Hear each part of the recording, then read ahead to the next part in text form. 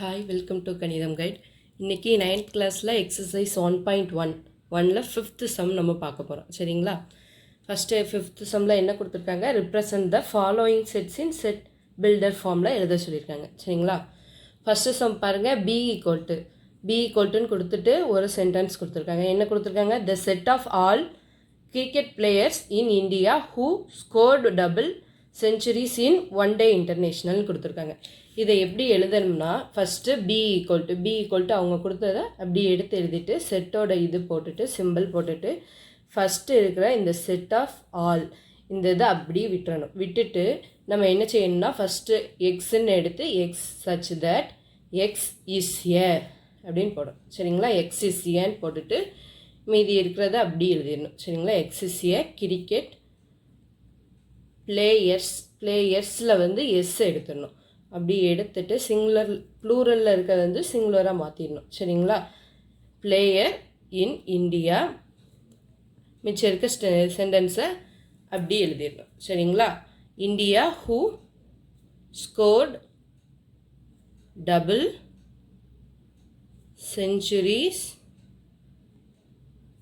இன் one டே international எழுதிட்டு இந்த ப்ராக்கெட்டை close பண்ணிடணும். இவ்வளோதான். இதுதான் செட் பில்டர் ஃபார்ம்னா இதுதான். சரிங்களா?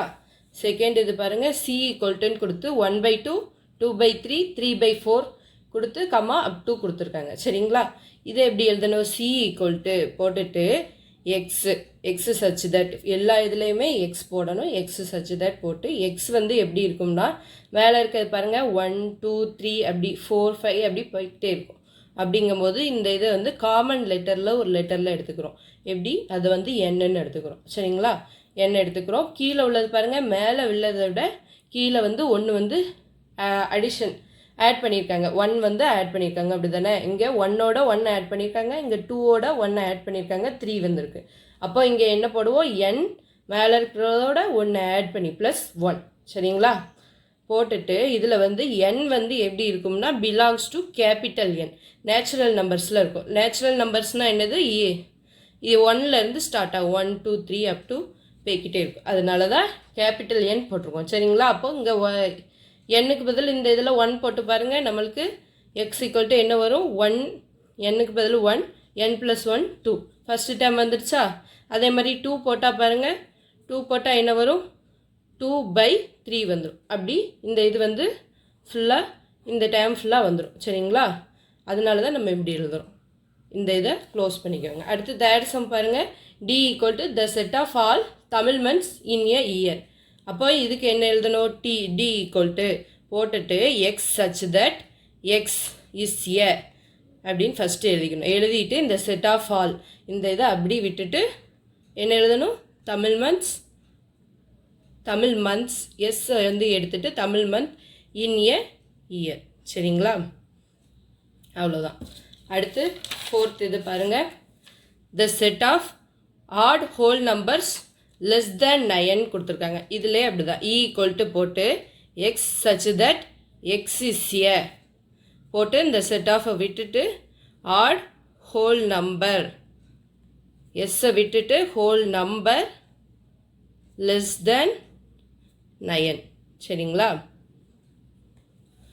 அவ்வளோதான். இது அடுத்து எக்ஸசைஸ் 1.1ல் சிக்ஸ்த்து சம் பாருங்கள். Represent the following sets in descriptive form. கீழே கொடுத்துருக்க செட்ஸை டெஸ்கிரிப்டிவ் ஃபார்மில் எழுத சொல்லியிருக்காங்க. எப்படி எழுதலாம்னு பார்ப்போமா? ஃபஸ்ட்டு சம் பி ஈக்குவல்ட்டு ஜனவரி ஜூன் ஜூலைன்னு கொடுத்துருக்காங்க. எப்படி எழுதுவோம்? பி ஈக்குவல்ட்டு அந்த இதில் ஃபிஃப்த்து சம்மில் த செட் ஆஃபை எடுத்துகிட்டு எழுதணும். இதில் என்ன எழுதணும்? த செட் ஆஃப் அப்படின்னு போட்டு எழுதணும். சரிங்களா? த செட் ஆஃப் இதில் பாருங்கள் எல்லாமே ஜே லெட்டரில் ஸ்டார்ட் ஆகிற இங்கிலீஷ் மந்த்ஸ். அப்படி தானே? ஜே லெட்டரில் ஸ்டார்ட் ஆகிற இங்கிலீஷ் மந்த்ஸ். அப்போ என்ன எழுதணும்? English months the set of English மந்த்ஸ்ன்னு போடணும். சரிங்களா? அங்கே எஸ் எடுத்துகிட்டு எழுதுவோமா? இங்கே எஸ் சேர்த்து எழுதணும். சரிங்களா? Starting with letter J. சரிங்களா? ஜே லெட்டரில் ஸ்டார்ட் ஆகிற இங்கிலீஷ் மந்த்ஸ். அடுத்து செகண்ட் சம் பாருங்கள். Q ஈக்குவல் டு 7, 11, 13, 17, 19, 23, 29 அப்படின்னு கொடுத்துருக்காங்க. இது எல்லாமே என்னன்னு பாருங்கள்? Prime numbers. ப்ரைம் நம்பர்ஸ்னால் என்னது? ஒன்னாலையும் டிவிசிபிள் ஆகும், அதே டேபிள்லையும் வரும், அதே டேபிளாலையும் டிவிசிபிள் ஆகும். அப்படி தானே? இப்போ 7 எடுத்துக்கிட்டிங்கன்னா 7 டேபிள்லையும் 1 டேபிள்லையும் மட்டும்தான் வரும். 11 எடுத்துக்கிட்டிங்கன்னா அதே மாதிரி தான். இதுதான் என்னது ப்ரைம் நம்பர்ஸ்ன்னு சொல்லுவோம். சரிங்களா? இது எதற்கு இடையில இருக்குது? 5ங்கிற ப்ரைம் நம்பருக்கும் 31ங்கிற ப்ரைம் நம்பருக்கும் இடையில இருக்குது. அப்படி தானே? அப்போது இது அப்படி எழுதுவோம், Q ஈக்குவல் டு போட்டுட்டு த செட் ஆஃப். சரிங்களா? த செட் ஆஃப் போட்டுட்டு இது என்னது? Prime numbers. சரிங்களா? The set of prime numbers between, எதுக்கு இடையில இருக்குது? Between 5 and 31. சரிங்களா? அடுத்து பாருங்க, தேர்ட் இது r equal to X such that x belongs to ன்னு கொடுத்துருக்காங்க. என்னா கேபிட்டல் என்ன என்னது? Natural numbers. இன்னொரு கண்டிஷன் கொடுத்துருக்காங்க, எக்ஸ் வந்து லெஸ் தேன் 5ன்னு கொடுத்துருக்காங்க. சரிங்களா? இதை எப்படி எழுதுவோம்? r equal to the set of natural numbers. எக்ஸில் இதில் இருக்குது, நேச்சுரல் நம்பர்ஸில் இருக்குது. அப்போ நேச்சுரல் நம்பர்ஸ் எஸ் சேர்த்து எழுதணும். என்ன கொடுத்துருக்காங்க கண்டிஷன்? Less than 5. சரிங்களா? அவ்வளோதான். அடுத்து பாருங்க, S equal to X such that X is a consonants in English alphabets. சரிங்களா? இங்கிலீஷ் அல்ஃபபெட்னு கொடுத்துருக்காங்க. இதை எப்படி எழுதுவோம்? S equal to the set of English consonants. சரிங்களா? அவ்வளோதான். இங்கிலீஷ் கான்சனன்ட்ஸ் எஸ் சேர்த்து எழுதணும். சரிங்களா? கணிதம் கைட் சேனலை வந்து சப்ஸ்கிரைப் பண்ணி வச்சுக்கோங்க.